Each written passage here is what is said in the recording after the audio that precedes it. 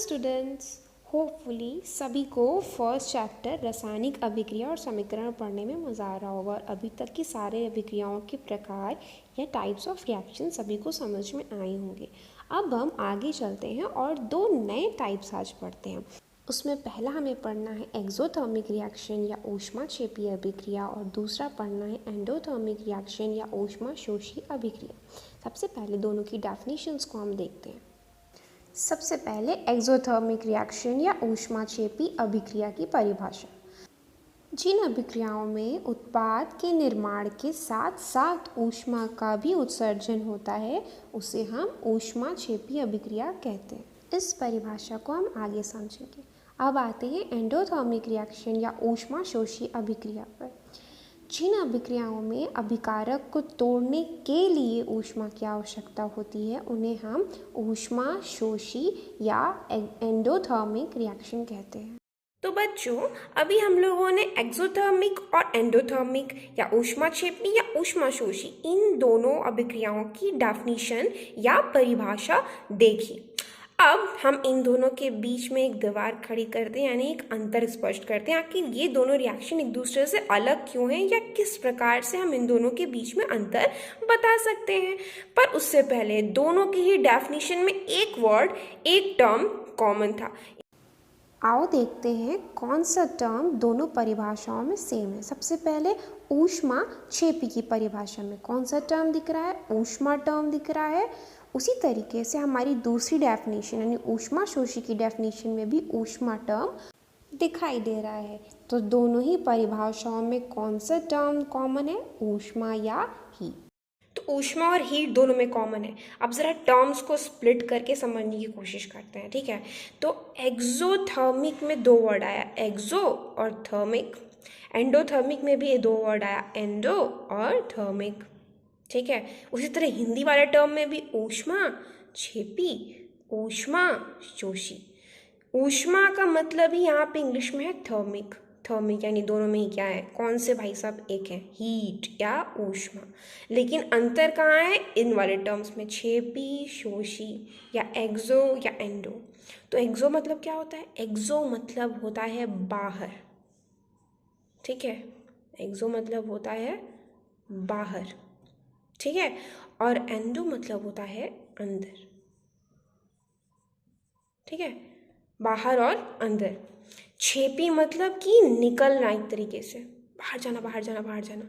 शोषी मतलब अंदर कोई चीज़ अवशोषित से वर्ड है ये, शोषी यानी अंदर आना, अंदर आना। ये मतलब बाहर की तरफ छेप किया जा रहा है, निकाला जा रहा है, निकाला जा रहा है। सिंपल टर्म में बता रही हूँ, थोड़ी बहुत गलती होगी तो भी चलेगा ना। हिंदी वाले टर्म्स में ऐसे समझने की कोशिश कर रहे हैं, ठीक है।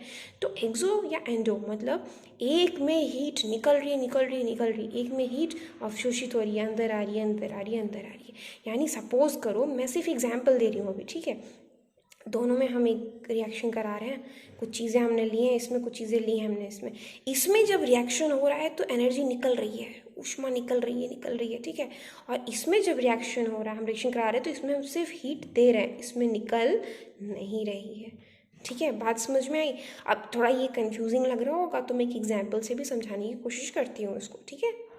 तो मैंने कहा कि एग्जाम्पल से समझाऊंगी, तो एग्जाम्पल पे आ जाते हैं। एक एक्टिविटी है आपकी बुक में 1.4 एक्टिविटी, ठीक है। इस एक्टिविटी या क्रियाकलाप को पढ़ोगे तो बहुत अच्छे से समझ में आएगा कि एक्सोथर्मिक या ऊष्माक्षेपी अभिक्रिया क्या होती है। ये आपके कॉम्बिनेशन रिएक्शन में भी दिया हुआ है। अब क्यों दिया है वो मैं बाद में पूछती हूँ। पर एक्टिविटी में किया क्या गया, चलो उस पर आते हैं, ठीक है। तो देखो, इस एक्टिविटी में किया गया कि एक बीकर लिया गया पहले, ठीक है।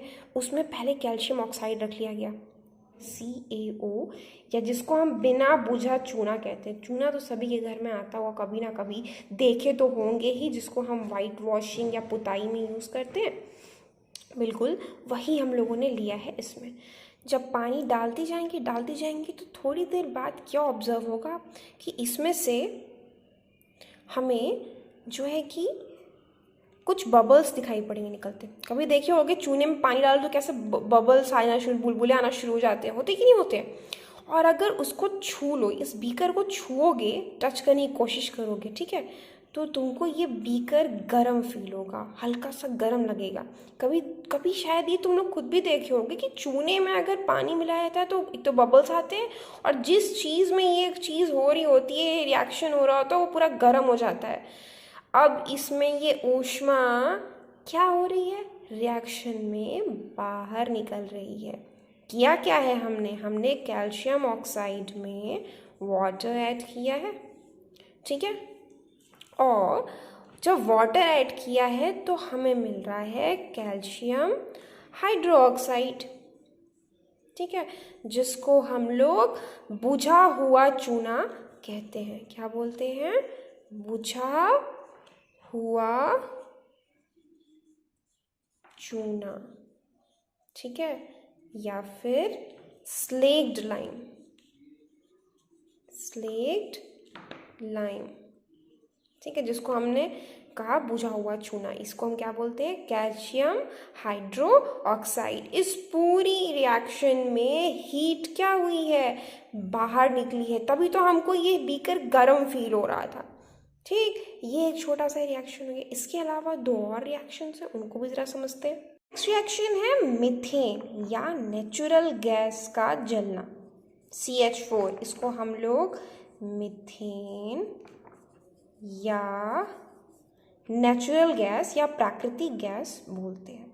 अब जब इसको जला रहे हैं, जलाने का सीधा सा मतलब मैंने अभी अभी क्या पूछा, क्या बताया कि ऑक्सीजन के साथ रिएक्शन, तो ये हो गया ऑक्सीजन के साथ रिएक्शन। इससे हमको मिल रहा है फिर से CO2 और H2, ठीक है, CO2 या और H2, ठीक है। इसमें भी जब मीथेन को जलाएंगे, क्योंकि नेचुरल गैस जलती है, जो मीथेन जलती है, तो हमें क्या मिलता है, सीधा हीट या ऊष्मा। अब एक और बहुत ही बढ़िया वाली एग्जाम्पल की तरफ चलते हैं। ये एग्जाम्पल कभी कभी एग्जाम में भी पूछता है और NCERT में इस पर से एक क्वेश्चन भी है। हम लोग चल रहे हैं रेस्पिरेशन या श्वसन की तरफ। रेस्पिरेशन या श्वसन की प्रक्रिया किस लिए होती है, इसके बारे में नहीं पता है तो थोड़ी सी डिटेल हम लोग करते हैं, ठीक है। हम लोग जो खाना खाते हैं, खाना क्यों खाते हैं वैसे हम लोग, हाँ, खाना क्यों खाते हैं, बिल्कुल एनर्जी या ऊर्जा के लिए खाते हैं, ताकि हमको इतनी शक्ति मिले कि हम दिन भर कूद सकें, उछल सकें और ये सारे काम कर सकें, ठीक है। तो उसके अलावा हम लोग खाना खाते हैं ऊर्जा के लिए, ठीक है, मेन मुद्दे पे आते हैं। तो अगर ये ऊर्जा खाना खाने पे हमें मिलती है तो ये कैसे मिलती है, बिल्कुल हमें इसको, उस ऊर्जा को प्राप्त करने के लिए कोई अभिक्रिया, कुछ तो हो रहा होगा शरीर के अंदर। तो बिल्कुल बॉडी के अंदर क्या होता है, एक प्रोसेस, रेस्पिरेशन या श्वसन, जिसमें हम लोग जो है कि क्या कहते हैं, खाने को तोड़ते हैं। किसकी सहायता से, ऑक्सीजन की सहायता से। ये वही ऑक्सीजन है जो हम सांस के द्वारा लेते हैं। तो जो ग्लूकोज है, पाचन के बाद इस ग्लूकोज को ऑक्सीजन की उपस्थिति में तोड़ा जाता है और तोड़ करके हमें मिलता है CO2। और यही CO2 फिर हम क्या करते हैं, शरीर से बाहर निकाल देते हैं और हमें मिलता है वाटर। और सबसे इम्पॉर्टेंट चीज़ एनर्जी। इसी एनर्जी को लेकर हम क्या करते हैं, उछलते हैं, कूदते हैं और ये बहुत सारे काम करते हैं। बोलोगे मैम को सिर्फ उछलना कूदना याद आ रहा है, कोई बात नहीं। तो जो भी कर रहे हैं हम एनर्जी को यूज़ करते हैं और ये एनर्जी हमें इस ग्लूकोज को तोड़ने से मिली। अब ये जो पूरा रिएक्शन है श्वसन या रेस्पिरेशन का, इसको कौन सा रिएक्शन बोलोगे तुम? जो अभी अभी हम लोग 2 रिएक्शंस पढ़ रहे हैं, उसमें से कौन सा रिएक्शन ये होगा, बताओ तो ज़रा।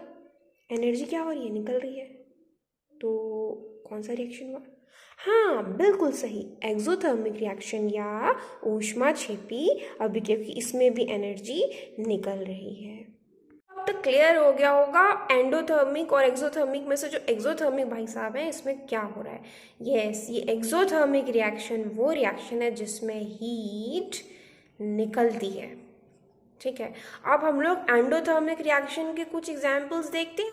पर जैसा कि मैंने अभी भी बताया, परिभाषा में भी पढ़ा हम लोगों ने कि ऊष्माशोषी या एंडोथर्मिक रिएक्शन में ऊष्मा का उपयोग किया जाता है, निकलता नहीं है। क्या होता है, किया जाता है अभिकर्मक को तोड़ने के लिए। इसीलिए लास्ट क्लास में हम लोग जितनी भी वियोजन अभिक्रियाएं या डिकम्पोजिशन रिएक्शंस पढ़े हैं उन सभी अभिक्रियाओं को हम ऊष्माशोषी अभिक्रियाएं भी कहते हैं, क्योंकि इनमें अभिकर्मक या रिएक्टेंट को तोड़ने के लिए ऊष्मा, प्रकाश या विद्युत ऊर्जा का उपयोग किया जाता है। आई बात समझ में? तो जितनी भी वियोजन अभिक्रियाएं या डिकम्पोजिशन रिएक्शन है वे सभी एंडोथर्मिक या ऊष्माशोषी अभिक्रियाएं भी होती हैं। इसीलिए ऊष्माशोषी को समझने के लिए हम लोग वियोजन अभिक्रियाओं का ही उदाहरण लेके समझेंगे। तो आओ इसको देखते हैं।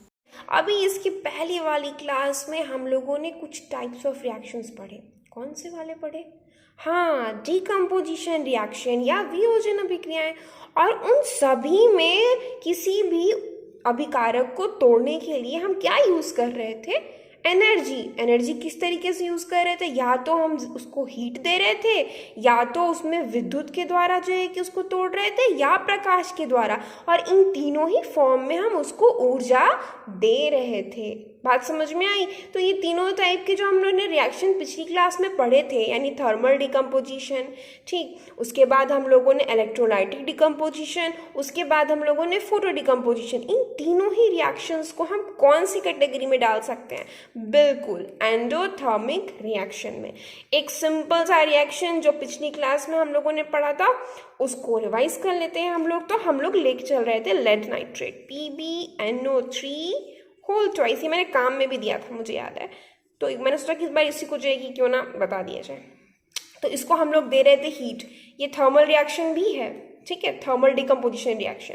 तो जब हम लोग इसको हीट दे रहे हैं तो इसमें क्या होगी? हीट एब्जॉर्ब होगी, अवशोषित होगी, और ये कौन सा रिएक्शन कहलाएगा? एंडोथर्मिक। बात समझ में आ रही है? एंडोथर्मिक या ऊष्मा शोषी,